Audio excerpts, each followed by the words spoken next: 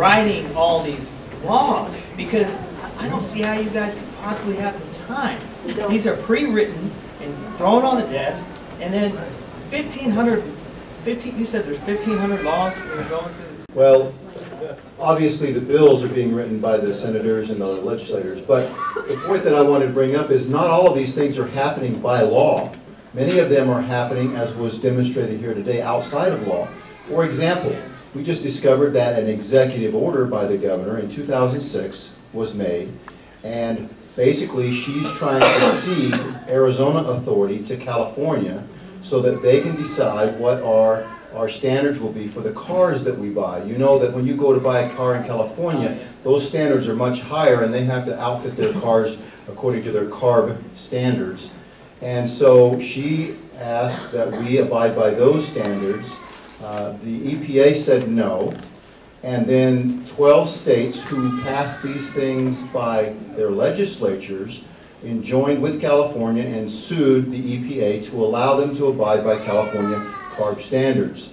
When Janet Napolitano didn't go through the legislature, she did that by executive order, as well as did New Mexico.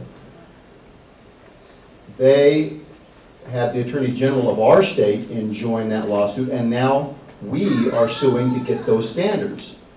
You probably didn't know that, because they don't want you to know that. But if we win the lawsuit, well, they've already lost the lawsuit, but they have appealed. If they win the appeal, then we will be governed by California's CARB board that sets their standards, and we will abide by those standards. And we heard testimony the other day in both the House and in the Senate, and each one of your new cars will go up in price by $571.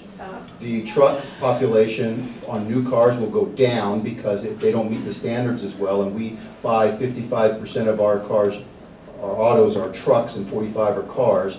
And then EPA won't let us out of it. Once we go to that system, the EPA says, no, you pick a system, you pick this one, and now you're in it, and you're in it for good. And so it's not something that we can very easily get out of. And so just understand that a lot of these things are not done through the normal representation that you have, as such as it is, and it's done outside the normal legislative process.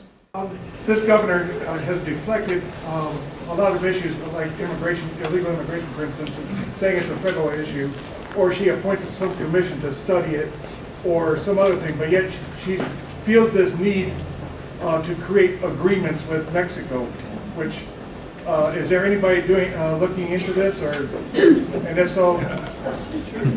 Brian, could I answer that? We have a governor that made an agreement back on the 16th of December with Sonora. This is through the Arizona-Mexico Commission, which is a public-private partnership. All right? I called the Auditor General and asked to have that commission audited, and they said, we can't do it. It's not under our purview. It goes to the governor's office, and we can't do it. So this is very disturbing to me. But what she did in this agreement is she erased our borders.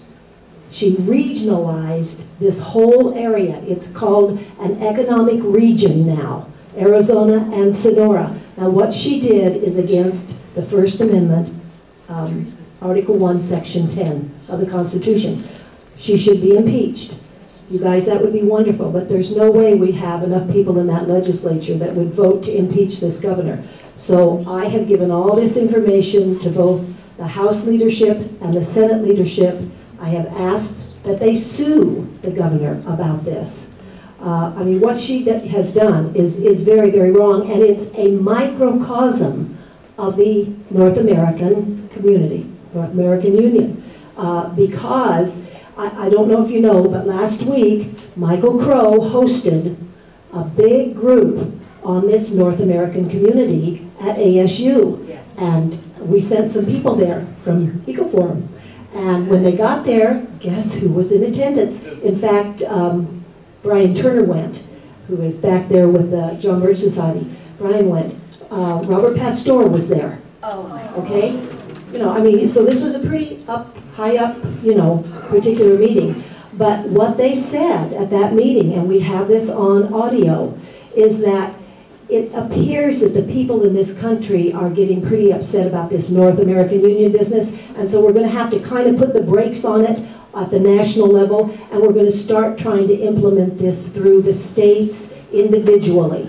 And so our Governor Napolitano, who certainly has the desire to work herself up in this system with the trilateralists and the CFR, is doing what she wants them to see is their bidding. And she's actually doing things that are merging us and some of our laws. They're wanting to make the teacher certifications, the architect certifications, the same with Sonora and Arizona, so that they can just, you know, go back and forth. I mean, this is totally unconstitutional. Tony? I'm here to tell you, you have the very best legislators in this state. Yes.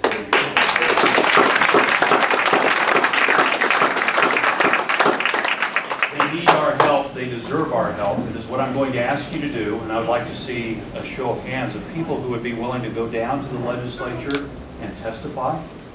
Individuals that would be willing to go down and meet with legislators and tell them how we feel, what we expect of them. And those of you who've got your hands in the air, I want to make sure that you stop and you see Brian Turner in the back of the room there. His hand is up in the air. Give him your name, your phone number, your email.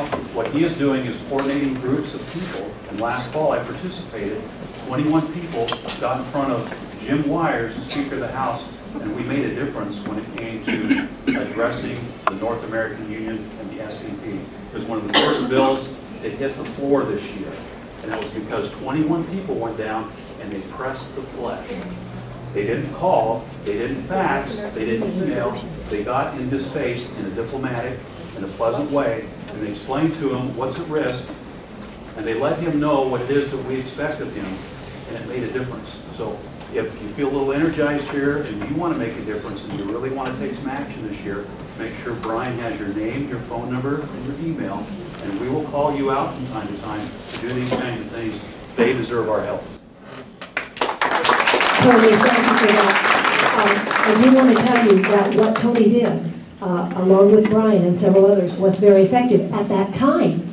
But let me tell you, that North American Union resolution bill has not come to the floor yet in the House. I got a call from the Speaker this summer because he really let us down, and he promised that both the opting out of the Real ID and the North American Union resolution would be two of the first bills that would get out of the House.